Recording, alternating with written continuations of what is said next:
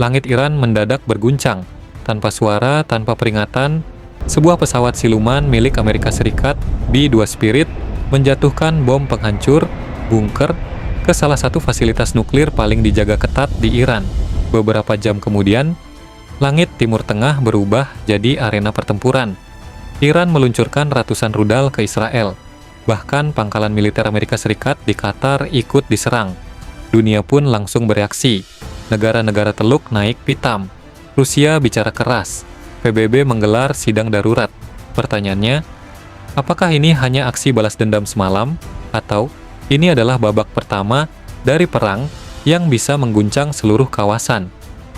Untuk memahami bagaimana semua ini dimulai, kita harus melihat kembali ke operasi rahasia Amerika yang memicu ledakan besar ini. Operasi itu dijalankan dalam diam. 7 unit B-2 Spirit, pesawat pembom strategis dengan teknologi siluman tercanggih milik Amerika Serikat, lepas landas dari markas mereka di Missouri. Jarak ribuan kilometer dilibas tanpa henti, melintasi lautan dan gurun menuju sasaran mereka, jantung program nuklir Iran. Targetnya bukan sembarangan. Ada Natanz, situs yang disebut-sebut sebagai pusat pengayaan uranium Iran. Lalu Fordow, fasilitas bawah tanah yang dibangun jauh di dalam pegunungan. Dan juga Isfahan, pusat pengolahan bahan bakar nuklir lainnya. Bom yang dibawa juga bukan sembarangan. GBU-57, bunker booster seberat 13 ton, dirancang khusus untuk menembus beton bertulang dan lapisan tanah. Sekali jatuh, efeknya seperti gempa kecil. Tidak ada sirin, tidak ada waktu evakuasi. Hanya cahaya menyilaukan, lalu kehancuran. Beberapa sumber menyebut, kerusakan yang ditimbulkan luar biasa. Banyak bagian fasilitas lumpuh total. Bahkan laporan menyebut sejumlah ilmuwan dan petinggi militer Iran turut menjadi korban. Serangan ini bukan hanya soal militer, ini adalah pesan tajam dari Washington. Kami bisa menghantam kapan saja, di mana saja. Tentu saja Iran tidak tinggal diam, tapi respons mereka justru membuat dunia terkejut. Alih-alih langsung membalas ke Israel, target pertama Iran justru pangkalan militer Amerika di Qatar. Al-Udeid, markas raksasa dengan ribuan tentara, jet tempur, dan sistem pertahanan canggih. Sekitar 14 hingga 19 rudal balistik diluncurkan dari wilayah Iran menuju pangkalan itu. Beberapa berhasil dicegat oleh sistem pertahanan udara Patriot, tapi satu rudal berhasil menembus dan meledak di dalam area pangkalan, menyebabkan kerusakan pada salah satu hanggar, meski tak menimbulkan korban jiwa. Yang menarik, menurut keterangan diplomatik, Iran disebut sempat memberi peringatan dini kepada otoritas Qatar agar bisa mengosongkan area tertentu. Sebuah taktik cerdik, menunjukkan kekuatan, tapi menghindari jatuhnya korban sipil atau tentara Ail Satal Otsem secara langsung. Namun, tetap saja Qatar marah besar. Mereka menyebut serangan itu sebagai pelanggaran kedaulatan dan menuntut Iran bertanggung jawab. Setelah Qatar, Iran mengalihkan fokus ke musuh utama mereka, Israel. Lebih dari 200 rudal dan drone kamikaze dikirim secara bersamaan ke kota-kota besar, Tel Aviv, Haifa, hingga Be'er-Sheva. Langit malam berubah jadi ajang duel teknologi. Iron Dome dan David's Sling, dua sistem pertahanan kebanggaan Israel, beraksi tanpa henti menembak jatuh ancaman yang datang dari berbagai arah. Namun, seperti biasa, tidak semua berhasil dicegat. Beberapa rudal lolos dan menghantam kawasan pemukiman. Ledakan besar terjadi di dekat stasiun kereta Tel Aviv. Sebuah pusat perbelanjaan terbakar hebat, api membumbung tinggi ke langit malam. Di tempat lain, rumah-rumah warga hancur berantakan. Tembok roboh, kaca pecah, dan kendaraan terbakar di jalanan yang gelap. Sedikitnya 18 warga sipil dilaporkan tewas. Puluhan lainnya mengalami luka serius, dari luka lecet hingga cedera akibat reruntuhan. Ribuan orang mengungsi ke tempat perlindungan bawah tanah. Sementara sirene terus meraung sepanjang malam. Bagi warga Israel, ini bukan lagi sekadar berita dari luar negeri, ini adalah kenyataan. Perang kini hadir di jantung kota mereka sendiri. Ketegangan ini tidak berhenti di Timur Tengah saja.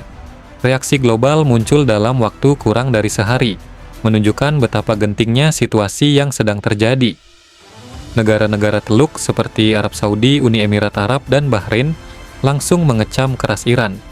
Mereka merasa terancam karena rudal-rudal itu diluncurkan dari wilayah yang sangat dekat dengan perbatasan mereka.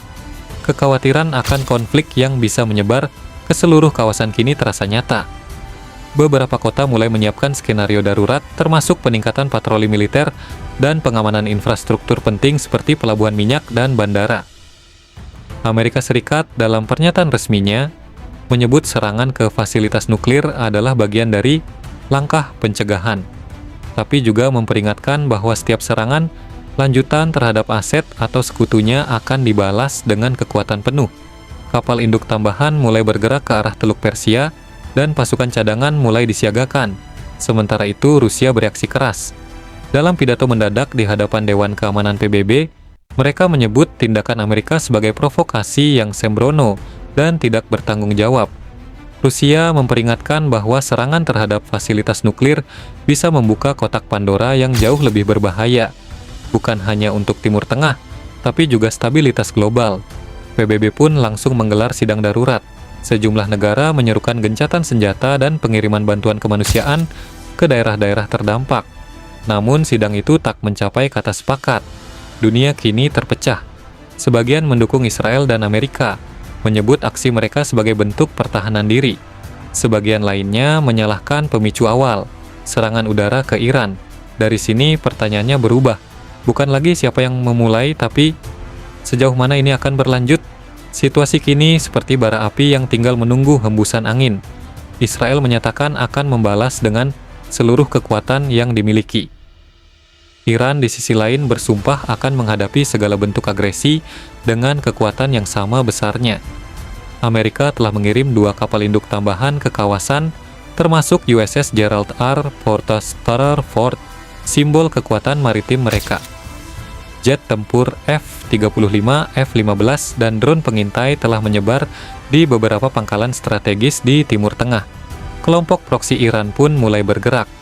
Hizbullah di Lebanon dan Houthi di Yaman mulai mengeluarkan pernyataan perang.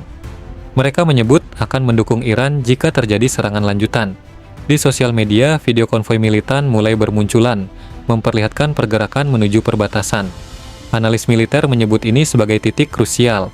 Jika satu lagi serangan besar terjadi dari pihak manapun, maka bukan tidak mungkin kita akan melihat pecahnya perang besar lintas negara.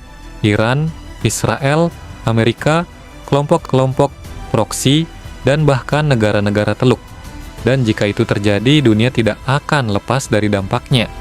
Krisis energi bisa terjadi dalam hitungan minggu. Harga minyak bisa melonjak tajam. Rantai pasok global dari bahan baku industri hingga pangan bisa terganggu parah. Dan lebih buruk lagi, jutaan nyawa akan berada dalam ancaman nyata. B-2 Spirit, rudal Iran, pangkalan Balilid, Asales, dan kegentingan dunia. Semua kini seperti potongan puzzle yang mulai menyatu menuju satu gambaran besar. Eskalasi yang tak bisa dibendung. Apakah dunia bisa menarik rem sebelum semuanya terlambat? Atau justru kita sedang menyaksikan awal dari babak baru? Perang besar yang akan mengguncang Timur Tengah dan dunia.